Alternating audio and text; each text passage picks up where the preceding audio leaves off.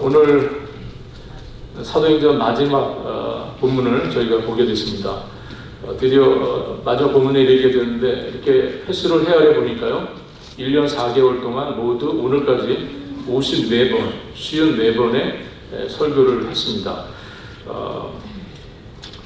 저는 감회가 남다른데 여러분들 어떠신지 모르겠습니다. 오늘 막상 이 사도행전 결론을 읽으면서 묵상하면서 이 결론이 조금은 이상하다 하는 그런 느낌을 저는 계속 받았습니다. 약간 이상한 결말이죠. 당연히 사도행전 지금까지 읽어왔던 내용들에 의하면 우리가 마지막에 보여지고 마지막에 나타나야 될 내용이 사실은 안 보입니다. 기대했을 법한 장면들이 있는데 그것이 보이지 않는 것이죠. 과연 마침내 바울이 가이사랴 앞에 섰었을까 하는 겁니다. 사실은 계속해서 바울은 가이사에게 항소했거든요. 그래서 로마까지 온 이유가 바로 그거였습니다. 그런데 사도행전을 마무리 짓는 이 마지막 부분에서 과연 바울이 가이사 앞에 섰었을까 하는 게 궁금증으로 여전히 남습니다. 여전히 그 부분에 대해서 말하고 있지 않기 때문에 그렇습니다.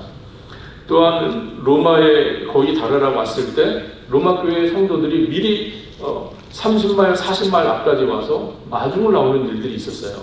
그렇기 때문에 과연 이 사도 바울이 로마 교회 형제들과 그리스도인들과 뜨거운 만남을 가졌을까 하는 궁금증이 있는데 그 부분에 대한 설명이 또한 역시 없습니다.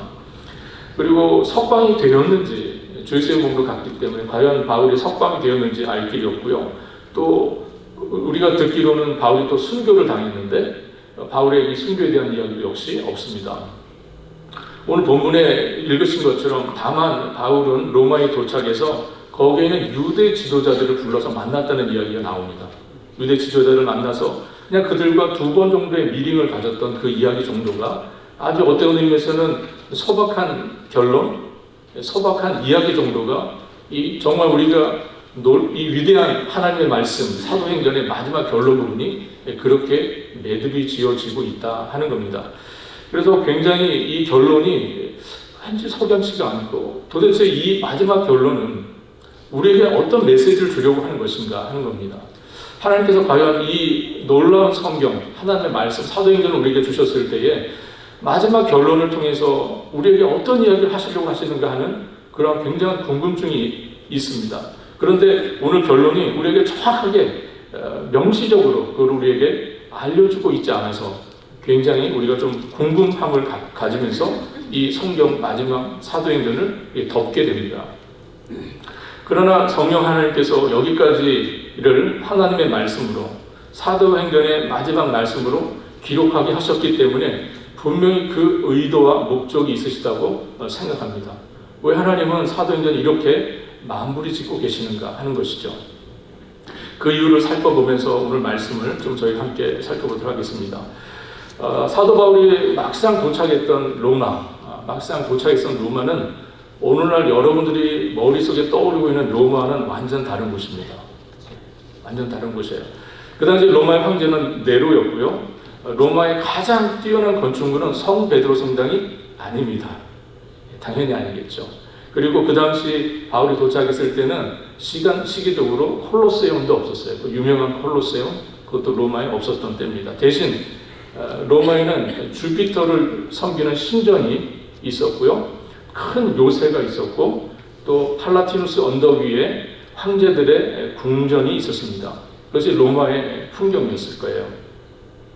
그 당시 로마 시내에는 대략 한 200만 명 정도의 사람들이 살았다고 합니다. 200만 명 정도. 굉장히 큰 도시죠. 그 중에 한 100만 명 정도가, 절반에 해당되는 100만 명이 노예였다고 합니다. 나머지 100만 명 정도가 시민들이었는데 시민들 중에서도 아주 극소수의 원로원들, 의원들이 있었고요. 그리고 기사계급에 있는 사람들, 그리고 군인들이 있었습니다. 그 사람들을 빼고 나면 대다수의 많은 사람들이 빈민들이었습니다. 로마에서는 이 부가 아주 극소수의 사람들에게만 집중되어 있었기 때문에 대다수의 시민들은 아주 가난한 그런 삶을 살았다고 합니다. 가난한 시민들은 그럼에도 불구하고 자신들의 시민권, 로마 시민이라고 하는 이 시민권을 굉장히 자랑하면서 또 노예들을 상대적으로 굉장히 경멸하는 그런 태도들을 가졌고요. 그들이 삶을 살면서 가졌던 희망 두 가지가 있다고 하는데, 하나는 빵을 얻는 것이고 또 하나는 검투사들의 시합을 구경하는 거라고 했습니다. 이 사람들이 배고픔을 달랠 수 있는 빵을 얻게 되면 이 사람들이 찾아가는 곳이 어디예요? 검투사들의 그 시합장입니다. 그 두 가지에 대한 열정, 빵을 얻고자 하는 열정, 그리고 검투사들이 싸우는 그 모습을 보면서 이들이 위로와 위안을 얻는 이 두 가지가 이 당시에 로마 사람들이 얻는 유일한 위로고 즐거움이었다고 합니다. 이런 도시가 바로 로마였고, 그러한 도시에 사도 바울이 도착을 한 겁니다. 이때 당시에 사도 바울의 나이가 대략 60세 정도 되었다고 합니다. 60세 정도. 지금은 60세면 청춘이시죠. 네. 60세는 뭐 명함도 못 내밀고, 그죠?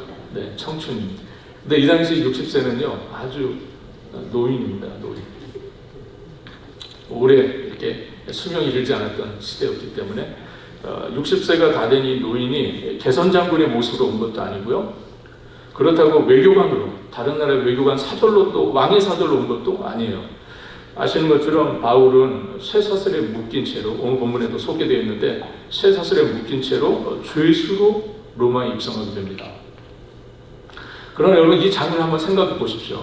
이게 얼마나 놀라운 하나님의 방식이냐 하는 겁니다. 여러분, 마치 트로이의 목마처럼 아무도 예상하지 못한 방식으로 죄수의 신분으로 복음이 그 당시 세계의 심장부라고 할 수 있는 로마로 들어간 겁니다. 놀랍지 않으십니까? 죄수의 신분으로 이 복음을 갖고 있는 이 뜨거운 열정의 사도가, 노사도가 아무도 알 수 없는, 정말 황제가 그 세상의 전부이고 황제에 의해서 모든 것을 다스려지는 그 세속사회에, 그 심장부 로마에 바울이 정말 아무도 모르게 입성을 했다는 겁니다. 이게 정말 놀라운 하나님의 섭리가 아닐 수 없습니다. 황제가 통치하는 그 도시에 하나님의 나라의 복음이 조용히, 그러나 너무도 분명하게 입성을 한 것이죠. 16절과 30절을 참고해 보면 사울과 바울은 전형적인 그런 감옥에 갇힌 것이 아니었습니다. 죄수였지만 감옥에 갇힌 것이 아니라 16절과 30절 참고해 보면 자기 비용을 내고 임차한, 세를 낸 그 셋집에서 바울이 거주하게 됩니다. 일종의 우리가 이런 걸 가택연금이라고 하죠. 그런 상태로 바울이 지내도록 허락을 받았습니다. 보통 중죄인들이라고 하면 최소한 2명의 군인이 이렇게 보호하도록 되어 있었는데, 바울에게는 1명의 군인만 붙여졌다고 이렇게 소개가 되어 있습니다. 그러면서 또한 방문하는, 그 집에 방문하는 사람들에게 얼마든지 접견할 수 있는 그런 방문이 허락된 상태로 바울이 로마에서 지내게 됩니다. 이러한 혜택은 바울이 로마 시민이었기 때문이라기보다는 베스도 총독이 보냈던 그 편지 때문일 겁니다. 베스도 총독이 편지를 보냈죠. 이 바울을 로마로 보내면서 그 편지 속에 분명히 실제적인 죄라고 부를 만한, 판단할 만한 것이 없다는 내용의 서류의 그 내용이 있었을 겁니다. 그것에 근거해서 바울에게 이 정도의 편의가 제공된 것이 아닌가 생각됩니다. 총독 베스도는 아그리파 왕에게 내가 살펴보건대 죽일 만한 범죄가 이 사람에게 없다고 말한 적이 있습니다. 그리고 그 이야기를 들었던 아그리파도 바울을 신문해 보니까 가이사에게 이 사람을 상소하지 않았더라면 석방될 수 있을 뻔했다고 하는 말을 얘기했던 적이 있습니다. 이렇게, 그러나 그럼에도 불구하고 비록 그가 죄수의 몸으로 이렇게 오게 되었고요. 바울은 죄수의 몸으로 왔지만 이런 여러 가지 상황 때문에 죄수였음에도 불구하고 여전히 바울에게는 자유가 있었습니다. 어떤 자유가 있었냐면 복음을 전할 수 있는 자유가 있었어요. 참 놀라운 일입니다. 로마에 도착한 사도 바울이 오늘 보면 17절에 보니까 사흘 만에 행동을 개시합니다. 자신이 항상 해왔던 방식대로 먼저 유대인들을 만납니다. 유대인들을 청하죠. 유대인들이 복음 전하기를 원합니다. 그래서 로마에 있는 유대인 지도자들을 부르게 됩니다. 이 사람들은 아마도 회장장들이었을 것으로 보입니다. 자신의 셋집으로 그들을 초대합니다. 당시 로마에는 2만 명 내지는 한 5만 명 정도의 유대인들이 살았다고 합니다. 앞서 말씀드린 200만 명 중에서 한 2만에서 한 5만 정도 숫자니까 적지 않은 숫자입니다. 이 사람들은 나름대로의 그 문화를 형성하고 나름대로의 그 구역을 정해서 살아가고 있었는데 이 사람들을 중에서 지도자들을 바울이 만나기를 청한 겁니다. 그래서 그들과의 만남이 이루어졌어요. 그들과의 첫 번째 만남이 이루어졌을 때 바울이 그들에게 먼저 바로 복음을 전하지 않았습니다. 먼저 자신이 왜 어떻게 여기까지 오게 됐는지 그 경유를 차분하게 설명을 합니다. 17절 말씀 한번 같이 읽어보겠습니다. 사흘 후에 바울이 유대인 중 높은 사람들을 청하여 그들이 모인 후에 이르되 여러분 형제들아 내가 이스라엘 백성이나 우리 조상의 관습을 배척한 일이 없는데 예루살렘에서 로마인의 손에 죄수로 내어준 바 되었으니. 이 17절에 사도 바울이 모인 형제들에게 그 유대인 지도자들이 했던 이야기가 뭡니까? 형제들아 내가 이스라엘 백성이나 우리 조상의 관습을 배척한 일이 없는데 그런데 뭐라는 겁니까? 오해가 생겨서 자기가 죄수임으로 오게 됐다는 거예요.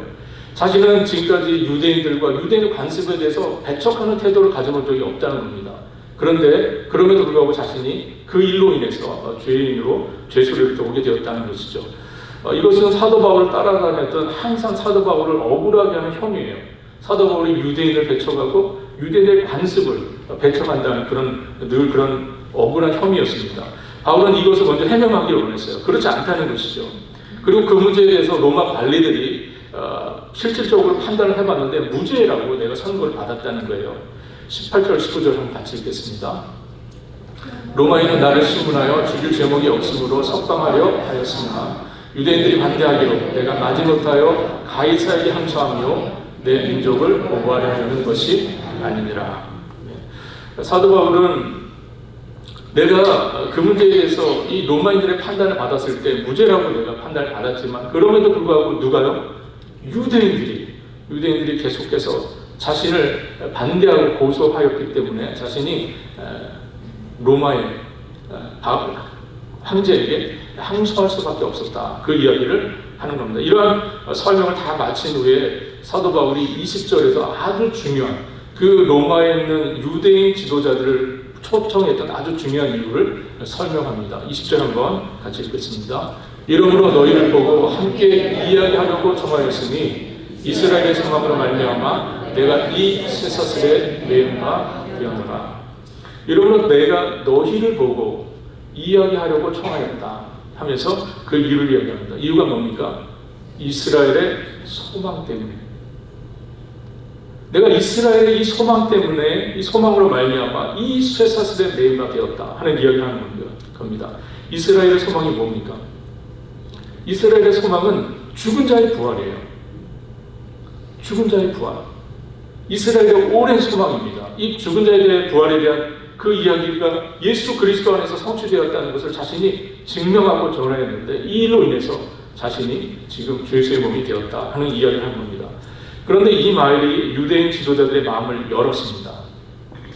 그들이 사실 바울에 대한 나쁜 소문을 들은 일이 없었지만 기독교라고 하는 이 분파에 대해서 더 알고 싶은 마음이 있다는 이야기를 합니다. 그것이 21절과 22절의 내용이고요. 그래서 날짜를 정하게 됩니다. 날짜를 정하게 되고 그것에 대해서 예수에 대해서 사도 바울이 전한 이 복음에 대해서 좀 더 듣고 싶다 하는 그 이야기를 했기 때문에 다시 만나기로 날짜를 정합니다. 드디어 약속한 날짜가 되어서 사람들이 그 집에 다시 모이게 됩니다. 그런데 전에 모였던 것보다 훨씬 더 많은 사람들이 그 집에 모였어요. 그리고 그날 사도 바울이 아침부터 저녁 늦게까지 그들과 함께 했습니다. 23절 말씀 한번 같이 보겠습니다. 그들이 날짜를 정하고 그가 유숙하는 집에 많이 오니 바울이 아침부터 저녁까지 강론하여 하나님의 나라를 증언하고 모세의 율법과 선지자의 말을 가지고 예수에 대하여 권하더라. 사도 바울은 랍비입니다. 사도 바울은 유대 교회 입장에서 볼 때는 랍비예요. 그래서 그는 유대식 교육을 받았던 사람입니다. 랍비 교육을 받았던 바울에게 있어서 그 교육의 텍스트가 있어요. 교과서가 있습니다. 그것이 뭘까요? 바로 구약성경입니다. 구약성경. 모세의 율법과 선지자의 글이라고 표현된 것은 구약성경 전체를 의미하는 그런 표현입니다. 사도 바울이 이 구약성경을 가지고 그 말씀을 통해서 그 앞에 앉았던 그 사람들은 또 누굽니까? 유대의 지도자들이잖아요. 제가 말씀드렸죠. 회당장이들 관계성이 높다고 말씀드렸죠. 이 사람들 역시 어떤 사람들입니까? 구약 성경에 능통한 사람들입니다. 이 사람들을 두고 사도 바울이 이 구약의 성경을 가지고 예수 그리스도, 즉 이스라엘의 소망이 되신 그분에 대한 이야기를 계속해서 풀어나가기 시작했습니다. 저자인 누가는, 사도행전 저자인 누가는 이날 사도 바울이 했던 일을 세 개의 동사를 통해서 표현을 합니다. 첫 번째는 강론했다는 표현입니다. 강론하다. 강론하다 이 말은 설명한다 그런 뜻입니다. 설명한다. 드러내고 밝힌다 그런 뜻입니다.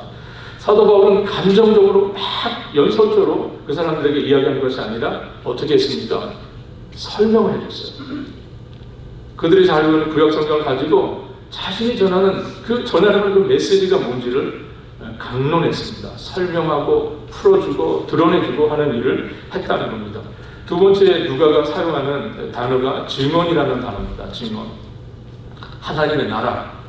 즉 하나님의 통치가 왕이신 그리고 메시아이신 예수 그리스도를 통해서 시작되었다는 것을 확증해 준 겁니다. 이 성경을 풀이를 통해서 구약 성경이 예언하는 이 모든 예언이 예수 그리스도 안에서 성취되었다는 것, 그것이 구약 성경이 우리에게 지금 보여주고 있다는 것을 증언하고 확증하기 시작했습니다. 예수님께서 이 땅에 오셔서 첫 번째 전하셨던 메시지가 뭐였습니까? 우리가 복음서를 참고해 보면 예수님께서 이 땅에 오셔서 첫 번째로 전하셨던 메시지 뭐죠? 때가 찼고 하나님의 나라가 가까웠으니 회개하고 복음을 믿으라. 때가 찼고 이제 하나님의 정하실 때가 되었다는 것이죠. 때가 찼고 하나님의 나라가 가까이 왔으니, 하나님의 나라에 가까이 왔으니 뭐하라? 회개하고 복음을 믿으라. 이것이 복음에 선포된, 예수님께서 오셔서 전했던 복음의 핵심이에요. 그것이 뭡니까? 하나님의 나라입니다. 하나님의 나라. 하나님의 나라가 가까이 다가오고 있다. 그러므로 회개하고 복음을 믿으라 하는 거였습니다. 복음 선포의, 예수님의 복음 선포의 가장 핵심적인 메시지는 하나님의 나라입니다. 하나님의 완전하신 통치, 하나님이 다스리시는 그 나라, 그 완전한 통치가 이루어질 때에만 비로소 모든 인생들을 향한 풍성한 그 생명의 역사가 있게 된다는 것을 알려주시는 이 진리의 말씀이 예수님께서 전하신 말씀이었습니다. 바울 사도가 이것을 전하고 세 번째로 바울 사도가 사용했던 단어가 누가는 권하다라는 말을 또 소개를 하고 있습니다. 설득하고 확신시킨다는 의미의 말이죠. 이 말 역시 그렇습니다. 바울은 예수님에 대하여 그들을 설득했어요. 설명하고 설득하고 그 마음에 확신을 가질 수 있도록 설명을 했습니다. 그런데 이 일을 언제까지 했습니까? 아침부터 저녁까지 하루 종일 이 일을 한 거예요. 서두르지 않았고요. 사도 바울이 서두르지 않습니다.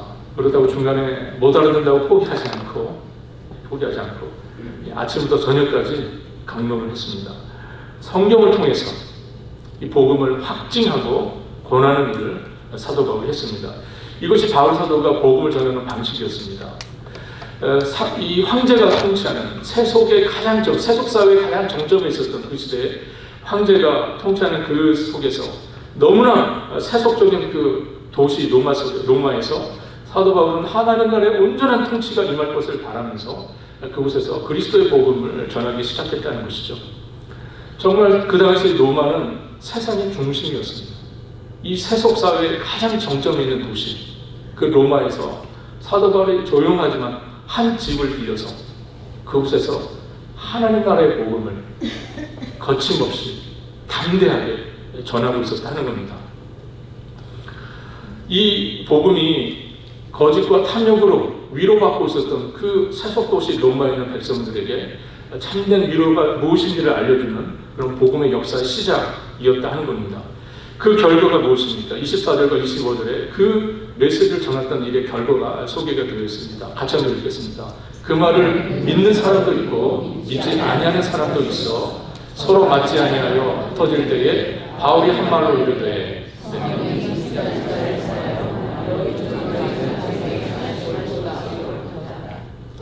아멘. 하나가 되어서 돌아왔던 사람들이 흩어질 때 어떻게 됐습니까? 둘로 나눠졌어요. 둘로. 어떻게 나눠졌습니까? 바울의 이 하나님 나라의 복음을 듣고 믿었던 사람들. 이쪽은 또 이쪽 분들 표정이 아주 좋아지시고, 아니, 이렇게 하면 좀 안 되겠죠? 네. 하나님의 복음의 메시지를 바울 통해서 들었던 이 사람들이 둘로 나눠졌어요. 한 부류의 사람들은 복음을 듣고 믿었고요. 할렐루야. 믿었습니다. 그러나 안타깝게도 또 한 부류의 사람들은 복음을 받지 않았습니다. 않았어요. 이게 복음이 일으키는 현상입니다. 복음은 항상 이 두 가지의 현상을 우리에게 보여줘요. 복음은 항상 세상을 둘로 가릅니다. 어떻게 가릅니까? 믿는 자와 믿지 않는 자. 이게 복음의 역사입니다. 복음에는 본질적으로 이 두 양면이 있어요. 예수 그리스도를 믿는 사람들은 결코 이전의 상태로 돌아갈 수 없습니다. 그들은 그리스도 예수 안에서 새로운 피조물이 되었기 때문에 더 이상 예전으로 돌아갈 수가 없어요. 그런 사람들이 있습니다. 그러나 한편으로 그렇지 못한 분들이 있죠. 복음을 들었지만 여전히 그 복음을 확신하지 못하는 사람들입니다. 이때 사도 바울이 이사야서 6장에 있는 말씀, 9절로 10절의 말씀을 인용하여서 우리 본문에서는 25절 하반절부터 27절까지 이사야 선지자의 말을 인용합니다. 성령이 선지자 이사야를 통하여 너희 조상들에게 말씀하신 것이 옳도다. 일러스되 이 백성에게 가서 말하기를 너희가 듣기는 들어도 도무지 깨닫지 못하며 보기는 보아도 도무지 알지 못하는도다. 이 백성들의 마음이 우둔하여져서 그 귀로는 둔하게 듣고 그 눈은 감았으니 이는 눈으로 보고 귀로 듣고 마음으로 깨달아 돌아오면 내가 고쳐줄까 함이라. 사도 바울이 무능해서 믿지 않는 자가 나온 겁니까? 이 이사야서의 말씀에 의하면 이 사도 바울의 복음의 실패가 아니에요. 그 가운데 믿지 않는 자들이 나왔던 것은 바울이 실패해서, 바울이 무능해서 벌어진 일이 아닙니다. 이 말씀에 의하면 어떤 일입니까? 믿는 자와 믿지 않는 자가 나올 수밖에 없는 거예요. 이사야 선지자의 말을 인용하여서 사도 바울이 이야기합니다. 이때도 이사야 선지자를 통해서 하나님께서 가서 백성들에게 말씀을 전하라고 했을 때 하나님께서 이사야 선지자에게 미리 말씀해 주신 거예요. 너가 가서 복음을 전할 텐데, 하나님의 말씀을 전할 텐데 너의 그 복음에 대해서, 너의 그 하나님의 메시지에 대해서 듣는 자들과 듣지 못한 자들이 나올 거라고 얘기를 해주셨어요. 이사야 선지자에게 미리 말씀해 주신 겁니다. 둔하여 듣지 못하는 자가 있을 것이다. 보고도 깨닫지 못하는 자들이 있을 것이다. 주님께서 이사야 선지자에게 미리 말씀해 주신 겁니다. 들어도 깨닫지 못하고 보아도 보지 못하는 것은 그들의 완고함 때문입니다. 그들의 완고함 때문에 하나님의 심판이 있을 수밖에 없다는 것이죠.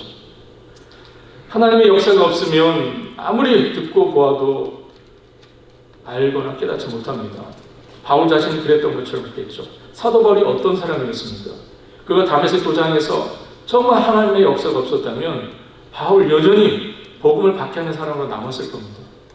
정말 하나님께서 다메섹 도상에서 바울을 극적으로 만나 주심으로 하나님의 은혜의 역사가 있었기 때문에 바울이 깨닫고 하나님의 백성, 하나님의 자녀, 더 나아가서 하나님의 사도가 될 수 있었던 것이죠. 이렇게 복음을 거부하는 유대인들을 향해서 바울 사도가 선언합니다. 28절입니다. 그런즉 하나님의 이 구원이 이방인에게로 보내어진 줄 알라. 그들은 그것을 들으리라 하더라. 사도 바울이 흩어져 나가는, 믿지 않고 돌아가는 그 유대인들을 향해서 하는 이야기입니다. 그런즉 하나님의 이 구원이 이방인에게로 보내어진 줄 알라. 그들은, 즉 이방인들은 그것을 들으리라, 믿으리라, 이 말씀을 한 것이죠. 바울은 이제 자신이 늘 해오던 방식대로 먼저 유대인들에게 복음을 전했습니다. 그러나 그 유대인들이 듣지 않았기 때문에 이제는 누구를 향하겠다는 겁니까? 이방인들을 향하겠다는 이야기를 합니다. 이제 이방인들을 향해 나가겠다고 선언을 하는 거죠. 그리고 이방인들은 복음에 더 올바르게 반응하게 될 것이라고 마치 예언처럼 사도 바울이 이야기합니다. 그들은 그것을 들으리라.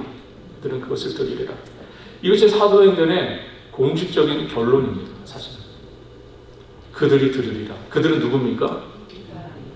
여러분과 저를 경험한 이방인. 그들은 들으리라. 이것이 사도행전의 어떤 의미에서 공식적인 결론입니다.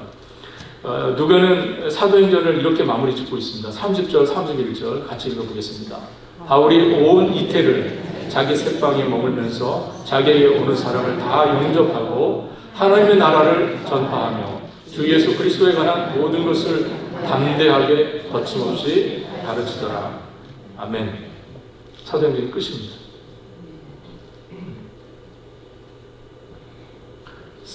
사서술의 메인 죄수가 2년 동안 찾아오는 모든 사람들에게 뭐 했습니까? 담대하게 거침없이 복음을 전했습니다. 하나님 나라의 복음, 그걸 전했습니다. 여기에 우리가 주목하고 싶은 단어가 하나 있습니다. 그것은 바로 거침없이라는 단어입니다. 거침없이. 이 헬라어 단어는 아코투루스라는 단어인데 신약 성경 전체에 딱 한 번 사용된 단어입니다. 여기에 딱 한 번 사용된. 이 단어는 사실 법률적인 용어입니다.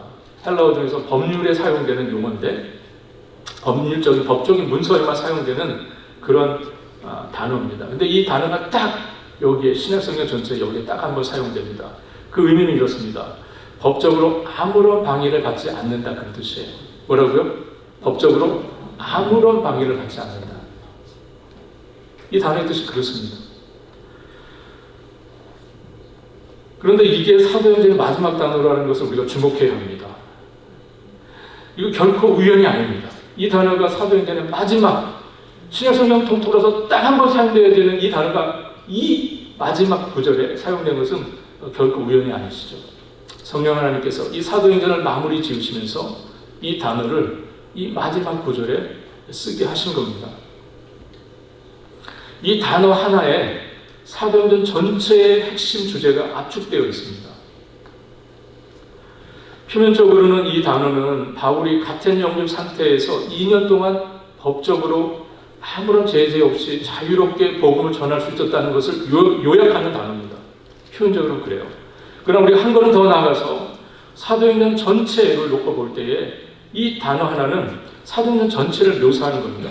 중단할 수 없는 복음, 제재할 수 없는 복음, 멈춰 세울 수 없는 복음, 그 복음의 확산, 그것을 표현해주는 아주 결정적인 단어입니다. 복음은 뭐 할 수 없다고요? 멈춰 세울 수 없다. 복음은 멈춰 세울 수 없다. 복음은 결코 방해받지 않는다. 그것을 표현해주는 결정적인 단어입니다. 즉 사도행전의 기록은 여기서 끝나지만, 사도행전이 여기서 끝나지만 복음은 뭐 하다는 거예요? 더 전진할 것이다, 그런 뜻입니다. 사도행전이 이렇게 마무리 지어지지만 이 복음은 아무런 법적인 제재를 받지 않냐고 계속해서 전진하여 나갈 것이다 하는 것이 사도행전의 마지막 메시지입니다. 여러분들 사도행전 5장을 읽었을 때 여러분들 한 가지 기억나시는 사건이 있을 겁니다. 산헤드린 공회가 사도들이 예수의 이름으로 복음 전하는 것을, 예수의 이름으로 전하는 것을 금지시키려고 사도들을 위협했던 때가 있었습니다. 그때 가말리엘이라고 하는 사람이 등장을 합니다. 가말리엘이 등장해서 아주 결정적인 개입을 하면서 이런 충고를 합니다.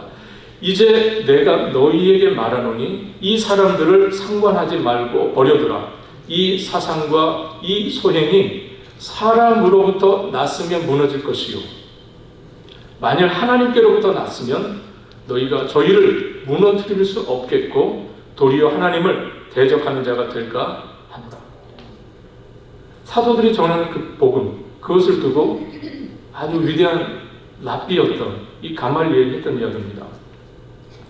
이 이후로, 이 사도행 5장 이 가말리엘의 이야기 이후로 사도행전 전체는 이 말씀을 증명해주고 있습니다. 복음은 무엇으로 말미암은 겁니까? 사람의 지혜입니까? 그렇지 않죠. 복음은 하나님께로 말미암아 난 것이에요. 그걸 사람이 제재할 수 있거나 무너뜨릴 수 없습니다. 그 역사를 사도행전이 지금까지 계속 보여주고 있었다는 겁니다. 예루살렘에서 복음이 박해를 받았습니다. 흩어진 제자들에 의해서 복음은 오히려 더 멀리 퍼져나갔습니다. 바울이 가는 곳마다 유대인들의 집요한 방해가 있었습니다. 그러나 오히려 복음은 소아시아를 넘어서 유럽으로 넘어갈 수 있었고요. 바울을 감옥에 가두었습니다. 그러나 간수와 온 가족이 오히려 예수를 믿는 일이 일어났고요. 배가 파손됐지만 바울은 살아서 로마에 도착했습니다. 복음의 행진을 막을 수 있었습니까? 복음 막을 수 없습니다. 왜 그렇습니까? 하나님께로부터 났기 때문에. 복음의 역사는 막을 수 없는 것이죠. 쇠사슬에 바울 매여 있었습니다. 그러나 복음은 로마를 거침없이 달렸습니다. 로마 곳곳으로 복음은 달려나가기 시작했다는 것이죠. 복음은 하나님께로부터 난 것이기 때문에 아무도 막을 수 없다는 것입니다. 31절 말씀 우리가 주목할 볼 필요가 있습니다. 한번 41절 다시 한번 읽겠습니다. 하나님의 나라를 전파하며 주 예수 그리스도에 관한 모든 것을 담대하게 거침없이 가르치라. 이 31절 사도행전 마지막 장 마지막 절 이 한 절에는 삼위일체 하나님의 사역이 모두 담겨 있습니다. 하나님의 나라는 하나님 아버지께서 다스리시는 통치하시는 나라입니다. 그리고 주 예수 그리스도에 관한 모든 것은 성자 예수 그리스도에 관한 것이고, 그리고 담대하게 거침없이 라고 표현된 것은 성령 하나님의 사역입니다. 담대함은 성령께서 주시는 선물이에요. 담대함은 성령 하나님께서 주시는 선물입니다. 복음을 전하는 일에 있어서 이 담대함이 너무나 필요한데, 담대하게 하시는 이 역사 누가 주십니까? 성령 하나님께서 주시는 거예요. 어떠한 상황과 환경에서도 극복하게 하시는 성령께서 주시는 놀라운 선물, 담대함입니다. 그래서 바울이 전한 복음의 메시지는 어떤 상황에도 어떤 환경에도 제약받지 않고 계속해서 세계 땅끝으로 나아갈 수 있었던 겁니다. 무력으로 박해해도 억눌러도 쇠사슬로 그 팔다리를 묶어도 가두어도 복음은 전혀 위축되지 않았다 하는 겁니다. 사도 바울의 이 모든 것을 가능하게 했었던 자신의 고백적인 이야기가 있습니다. 오래전에 그가 했던 고백인데 갈라디아서 6장 14절을 보겠습니다. 갈라디아서 6장 14절 같이 보겠습니다. 그러나 내게는 우리 주 예수 그리스도의 십자가 외에 결코 자랑할 것이 없으니 그리스도로 말미암아 세상이 나를 대하여 십자가에 못 박히고 내가 또한 세상을 대하여 그러하니라. 바울은 자신의 삶 전체를 이 고백 위에 세웠습니다. 사도 바울은 자신의 인생 전체를 이 말씀에 놓았어요. 이 말씀에. 그러나 내게는 우리 주 예수 그리스도 외에는, 예수 그리스도의 십자가 외에 결코 자랑할 것이 없습니다. 우리 주 예수 그리스도의 십자가, 그것 외에는 내가 결코 자랑할 것이 없다. 나에게 당신 인생의 자랑이 무엇이냐고 물어본다면 십자가, 그거밖에 없다고 바울이 얘기한 겁니다. 그리스도로 말미암아 세상이 나를 대하여 십자가에 못 박히고 나의 이 죄악된 자아와 나의 이 모든 세상의 세속적인 모든 욕망이 그리스도의 이름으로 십자가의 못을 박았다는 것이죠. 내가 또한 세상에 대하여 그러하리라. 그래서 사도 바울은 쇠사슬에 매여도 담대했고 감옥 속에서도 찬양을 했으며 죽음을 앞두고도 의의 면류관을 소망했던 겁니다. 바울의 삶이 얼마나 고난스러웠습니까? 정말 바울의 고린도후서에서 이야기하는 그의 그 고백을 들어보면 정말 바울의 삶은 너무나 고난이 많은 삶입니다. 복음을 전하기 위해서 혼신의 힘을 다할 때마다 유대인들의 집요한 방해와 박해가 있었습니다. 몸에는 고칠 수 없는 지병이 늘 따라다녔어요.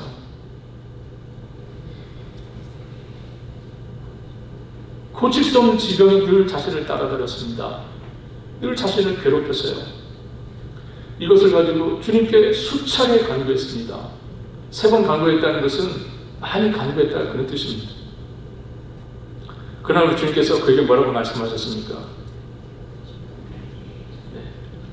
내 은혜가, 지금 너의 그 은혜, 너가 지금 갖고 있는 그 은혜, 그것이 내가 너에게 주는 그 은혜, 그것이 내게 족하다, 이렇게 얘기하시죠. 3번이나 간구했지만 주님께서 그렇게 말씀하신 거예요. 그러면서 이렇게 말씀하세요. 나의 능력이 약한 데서 온전해진다. 바울, 너가 약할 때 강해지는 거야. 바울, 너가 약할 때 강해지는 거야. 잊지 마라. 오히려 너가 약할 때 나의 능력이 내게 임하기 때문에 그때 오히려 너가 더 강할 수 있는 거야. 바울, 그런 이야기를 주님께서 해주시죠. 아픈 몸을 이끌고 바울 사도가 긴 여행을 시작합니다. 이 아픈 육신을 끌고 긴 여행을 시작합니다. 수차례 파선, 수차례 감옥 생활, 돌로 맞기도 하고요. 정말 병이라도 좀 고쳐주고 하시지. 그렇죠? 이렇게 고생시킬 거면 병이라도 좀 고쳐주고 하시지. 병은 병대로 몸에 안고 있는데 너무 이걸 고통스럽고 힘든데 또 일은 일대로 시키시잖아요, 하나님께서. 그러나 여러분들 사도 바울의 고백을 보면 어떻습니까? 거기 불평과 한탄이 있습니까? 불평이 있나요? 없습니다. 불평 없어요. 오히려 하나님께서 자신에게 주신 은혜가 얼마나 큰가를 묵상하고 찬양과 기도로 주님께서 가라 하신 길을 묵묵히 갔습니다. 바울이 쓴 마지막 서신서가 디모데 후서입니다. 아마도 성경학자들은 이 가택연금 이후에 여러 정황으로 봐서 바울이 석방되고 다시 선교 여행을 했을 것이라고 봅니다. 사도 바울이 다시 빌립보를 찾아가게 되고 그레데에 가서 디도를 그 교회 지도자로 세우고 에베소를 다시 방문하고 마게도냐 지역을 다시 방문하고 심지어는 그가 서바나, 지금의 스페인 지역까지 가서 복음을 전했을 것이라고 교회의 오래된 전통에서 그것을 증거하고 있습니다. 그러다가 다시 바울이 네로 황제에 의해서 다시 체포가 되고 감옥에 갇히게 됩니다. 그러나 이번에 두 번째 감옥 생활은 처음하고는 완전히 차원이 달랐어요. 가혹한 감옥 생활이 시작됐습니다. 이때 바울 사도가 마지막 유언과 같이 기록한 서신서가 바로 디모데 후서입니다. 바울의 성경에서는 이것을 마지막 바울의 서신서다라고 이렇게 얘기를 합니다. 4장 6절로 8절까지 말씀 같이 한번 읽어보도록 하겠습니다. 전제와 같이 내가 벌써 부어지고 나의 마지막 떠날 시각이 가까웠도다. 나는 사는 싸움을 싸우고 나의 달려갈 길을 마치고 믿음을 지켰으니 이제 후로는 나를 위하여 의의 멸관이 예비되었으므로 주 곧 의로우신 재판장이 그날에 내게 주실 것이며 내게만 아니라 주의 나타나심을 사모하는 모든 자에게도이라.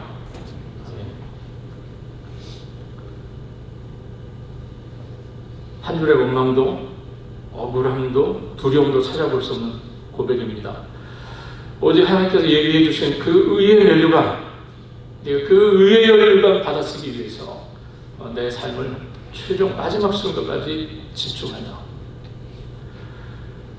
이 디모데후서를 보내면서 디모데후서 2장 9절에서 바울이 이런 또 고백을 했습니다. 복음으로 말미암아 내가 주인과 같이 매이는 데까지 고난을 받았으나 하나님의 말씀은 매이지 아니하니라. 바울은 매였지만 복음은 매이지 않았다는 것이죠. 바울은 이 진리를 자신의 삶으로 증명했습니다. 그리고 올해 이 초대교회 교회 전승에 의하면 바울은 참수형을 당하죠. 참수형이 뭡니까? 그렇죠. 목이 베이는 죽음입니다. 그는 로마 외곽에 있는 오르티안 그 대로 위에서 목베임을 당해 순교를 당했다고 합니다. 그리고 그 자리에는 오늘날 그의 죽음을 기념하기 위해서 성 밖의 성 바울이라는 교회가 세워져 있다고 했죠. 이제 저는 오늘 본문을 설교를 마치면서 처음에 여러분에게 드렸던 질문을 다시 한번 던지고 싶습니다. 사도행전이 왜 이렇게 이상한 결말로 끝나고 있습니까? 사도행전의 이야기가 아직 끝나지 않았기 때문입니다. 복음의 행전, 이것이 아직 끝나지 않았기 때문에 사도행전이 그렇게 이상하게 결말이 난 겁니다. 사도행전의 저자 누가는 의도적으로 이 이야기를 열어놓고 있습니다. 이야기를 하면 끝을 맺으면 닫아야 되잖아요. 그죠? 이야기 끝을 항상 닫아야 되는데 누가는 이 이야기를 끝을 열어놨어요. 재판 결과도 석방의 여부도 순교 이야기도 기록하지 않은 이 이야기가 이 바울의 이야기로 끝나지 않았다는 것입니다. 사도행전의 이 이야기는 바울의 이야기로 끝나는 이야기가 아니라는 것이죠. 예루살렘에서 시작한 복음이 드디어 그 당시에 땅끝 로마에까지 이르렀습니다. 그러나 복음은 거기서 멈추지 않고 로마를 넘어섰고요, 유럽을 넘어섰고요, 대륙을 넘어서서 마침내 이곳 미국, 그리고 여러분들이 계시는 이곳까지 복음이 도착했습니다. 이제 이 복음의 릴레이가 우리 세계까지 이어져 왔다는 것입니다. 여러분들 앞으로 바톤이 넘겨졌어요. 여러분들 뭐 하셔야 됩니까? 릴레이 안 해보셨습니까? 예, 뛰어야죠. 뛰어야죠. 뭐 하고 계십니까? 뛰셔야죠. 바톤이 넘겨졌어요. 넘겨받은 선수 어떻게 해야 됩니까? 전력 질주해야죠. 전력 질주. 누구에게요? 다음 주자에게까지. 전력 질주해야 됩니다. 사도행전 28장에서 이어지는 사도행전 29장을 쓰라는 겁니다. 사도행전 29장을 쓰시라는 거예요, 여러분들에게. 사도행전은 열리는 이야기, 닫지 않습니다. 언제까지요? 주님 오시는 그날까지 닫지 않습니다. 28장을 읽은 주님의 제자들이 29장을 계속 써내려가라는 거예요. 그 이야기를 하는 겁니다. 사도행전의 열린 결말은 우리를 다시 초대하고 있습니다. 신실하신 하나님을 섬기는 사람답게 담대하게 거침없이 하나님의 나라를 전파하고 우리 주 예수 그리스도에 대한 그 은혜의 복음을 가르치고 전하라 하는 겁니다. 사랑하는 성도 여러분, 우리 대전에 계신 예수 그리스도께서 앞서가셨습니다. 네, 많은 믿음의 선진들이, 우리 믿음의 선배들이 다 그 뒤를 따르면서 계속해서 이 복음의 바톤을 뒤로 연결했어요. 그래서 여러분과 저희가 놀라운 이 구원의 은총에 참여할 수 있게 되었고 복음을 듣게 되었습니다. 복음 들으신 여러분, 이제 어떻게 하셔야 합니까? 복음 전하셔야죠. 복음 전하셔야죠. 주변에, 여러분들의 가족에게, 여러분들의 이웃들에게 할 수만 있다면 여러분들 땅끝으로 나아가서 땅끝에 있는 우리 주님 알지 못하는 백성들에게 여러분들이 이 자리에서 하나님을 찬양하고 예배하는 예배 공동체를 모을 수 있었던 것처럼 땅끝에도 또 다른 예배 공동체, 하나님을 찬양하고 그 은혜를 높이는 그런 예배하는 공동체가 계속해서 세워질 수 있도록 그 사역을 위해서 우리가 마지막까지 힘써 달려갈 수 있기를 바랍니다. 이제 사도행전을 오늘 이렇게 마치면서 저는 정말 저희 교회가 땅끝에 주님의 증인을 보내는 교회 되었으면 좋겠다는 생각이 듭니다. 정말 땅끝에 주님의 증인을 보내는 교회. 아니, 우리가 그 증인이 되고, 우리가 증인이 되고, 또 증인을 보내는 교회. 그리고 땅끝에 예수 믿는 예수의 공동체를 세우는 교회, 교회를 세우는 교회. 그런 교회 됐으면 좋겠습니다. 그래서 정말 하나님께서 은혜 주시는 대로, 정말 우리가 할 수 있는 대로 최선을 다해서 거침없이 담대하게 그리스도의 복음을 땅끝까지 증거하고 전하는 새생명 장로교회 될 수 있기를 우리 주님의 이름으로 축원합니다. 기도하겠습니다. 하나님 아버지, 오늘 사도행전을 우리가 함께 마지막으로 보면서 주님께서 주시는 말씀, 이 사도행전을 끝까지 읽거나 우리 모두에게 주시는 주님의 말씀을 듣습니다. 주님, 정말 주님께서 이 놀라운 복음의 역사를 저희들에게 알려주시고 세울 수 없는 복음, 결코 세울 수 없는 복음, 앞으로 전진할 수밖에 없는 복음에 대한 이야기를 통해서 주님 저희들도 교훈하시고 가르쳐 주시오니 주여 감사합니다. 사도 바울이 정말 하나님 주님의 제자들이, 여러 사도들이, 주님의 복음은 증거자들이, 집사들이 정말 수고하고 애썼던 이 놀라운 복음의 역사를 저희가 함께 읽어나가면서 정말 우리에게 이 복음의 책무와 복음 전하는 일에 대한 새로운 소망과 사명이 우리에게 주어졌음을 저희가 깨닫게 하시고 이 일을 하나님 저희가 끝까지 주님 오시는 그날까지 잘 감당해 나갈 수 있는 저희들 될 수 있도록 주여 은혜를 다하여 주시기를 주님 간절히 원합니다. 하나님 주저하지 않게 하여 주옵소서. 주님 두려워하지 않게 하여 주옵소서. 저희들에게 정말 하나님 주님을 의지하고 주님만을 의지하고 담대하게 그리고 거침없이 그리스도의 하나님과의 복음을 증거하고 전할 수 있는 저희들 될 수 있도록 주여 은혜를 다하여 주옵소서. 이 귀하고 복된 일에 저희를 부르셨는데 저희가 기쁨과 감사함으로 아멘하게 하시고 이 일에 아름답게 우리의 삶을 드리고 헌신할 수 있는 저희들 될 수 있도록 주여 은혜를 다하여 주옵소서. 감사드리며 우리 주님 되시는 예수 그리스도의 이름으로 기도합니다. 아멘.